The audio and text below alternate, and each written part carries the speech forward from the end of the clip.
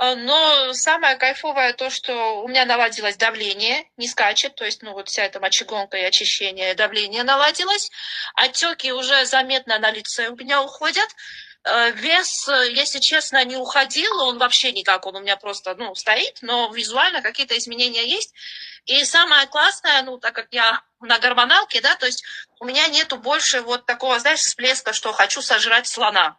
То есть как-то, ну, как Я бы, помню, ты говорила об вот этом. какая-то такая нормальное ощущение, и это мне очень нравится. Вот. А по еде, ну, подсматриваю за девочками, оказывается, так завтракать можно было, да, это немножко картина мира моя пока что, вот, как бы, оказывается, на завтрак можно и бульончик попить, да, то есть не обязательно там какой-то бутер, не обязательно там какая-то каша, да, к чему мы привыкли.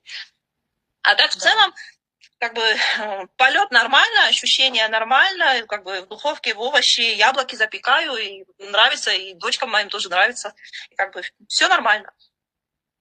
Отлично.